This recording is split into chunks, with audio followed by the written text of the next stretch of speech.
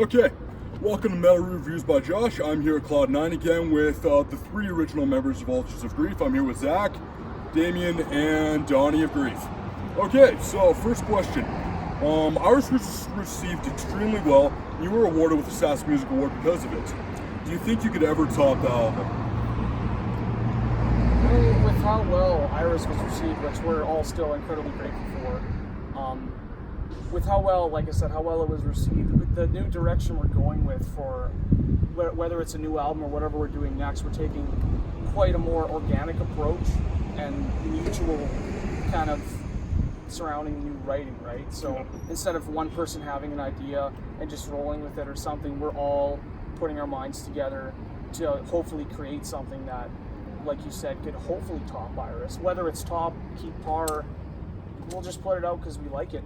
So it's that's really all you can hope for is just write something that you're happy with. It's kind of senseless to try and like top something or appeal to as many people as possible. But all we can do really is do something that we're happy with. Yeah. Exactly. And the stuff we have written so far, we've gotten a really good response to. So I think it's looking pretty good. I really like your sunglasses. Thanks, man.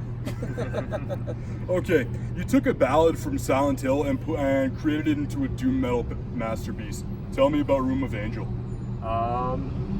It's so Room of Angel was a song that was composed by a guy named Akira Yamaoka, and it was for the Silent Hill 4 soundtrack. And he had a singer on there as well, by the name of Mary Elizabeth McGlynn. And at the time, I think it was Eric and I were both huge Silent Hill fans. Yeah. So we liked the song. We thought we could do something cool with it. Yeah, I don't know. It actually, that one came together more in the studio, I think, than like, because by the time we got there, we had all these ideas, and you could actually hear what you're doing, and it just sort of evolved into what it is now. Because I've listened to the split so many times, and I just found out it's actually not on the record.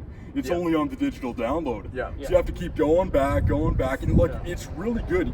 You listen to the original, then you listen to your version. At the same time, it's like minefields away. Like it's brilliant what you guys have done. Thanks, man. thanks, man.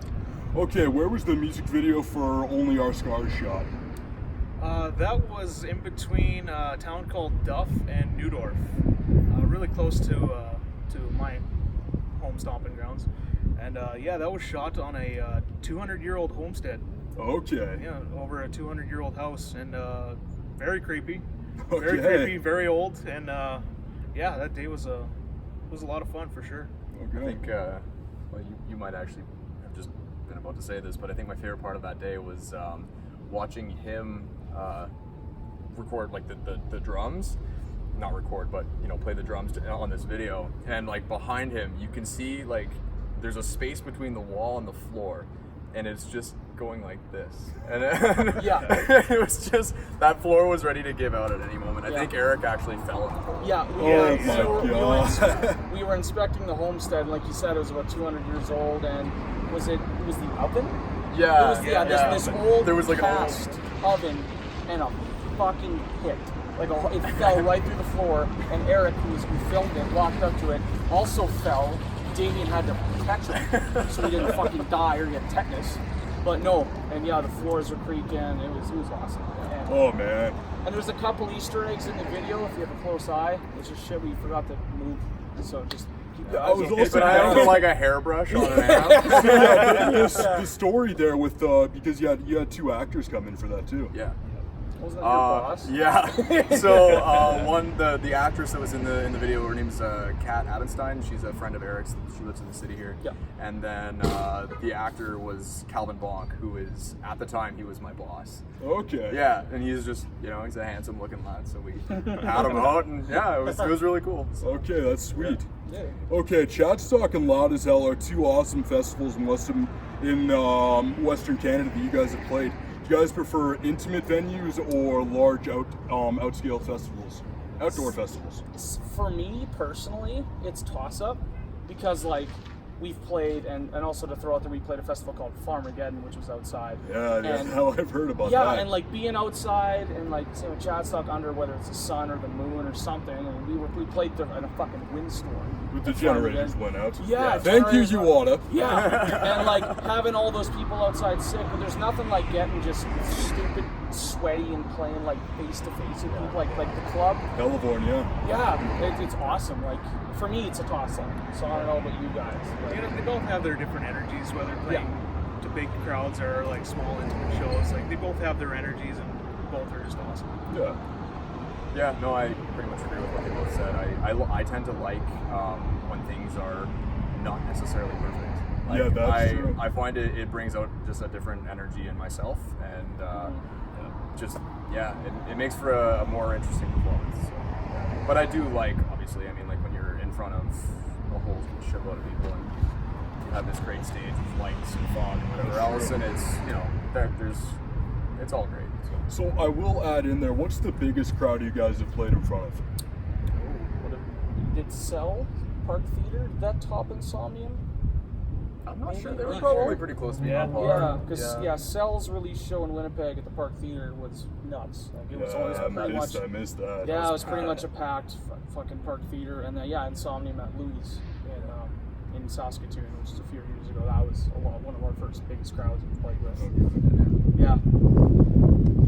Okay, how's the journey been working with Hypnotic Dirge?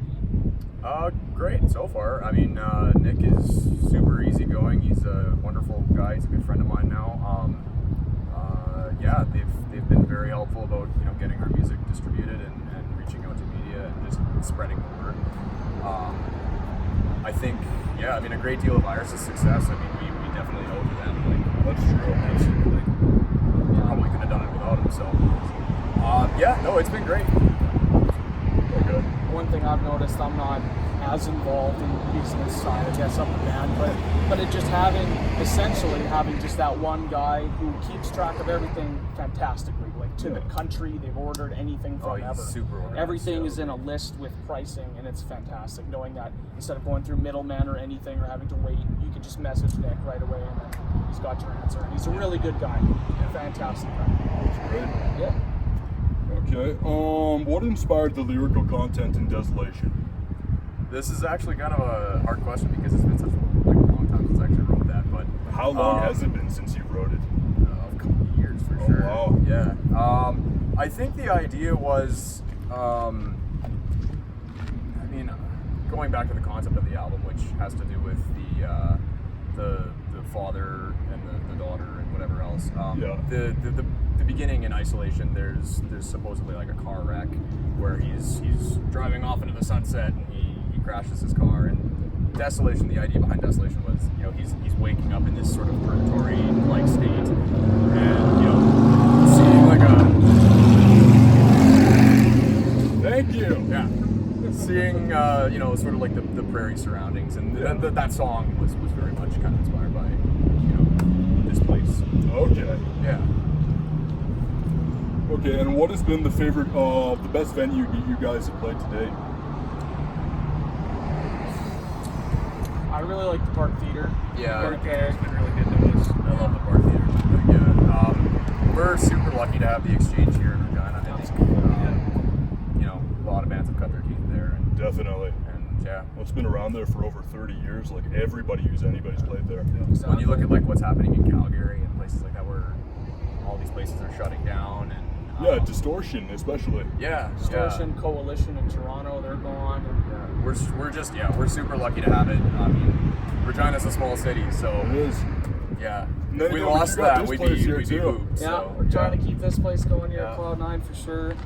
And no, that's one thing I can add on too is Devoid of Light. We put on ourselves at the Exchange, and that was probably the moment where we realized, hey, we can do this. So and then we kept going to places like Park Theater. That was last July, right? Yeah. What's that? Devoid of Light. Oh no, that was a number of years ago. 2014. That was Yeah. the Oh first man. show. Yeah, we only did two of them because Devoid of Light was a really good. Okay. And then we did one more the following year, and then just haven't since. We just been playing other Wicked ones. After Yeah, no that. kidding. Yeah. So yeah, definitely stay tuned to what Alter News has coming next. There will be a brand new video for a brand new single that they debuted in. What's that? Brand new single tonight. Oh yeah, new song, no video. I wish.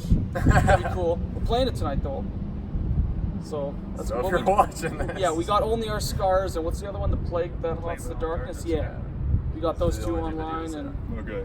If- Okay, I'm shooting a video for their, I'm shooting a video of their new song tonight.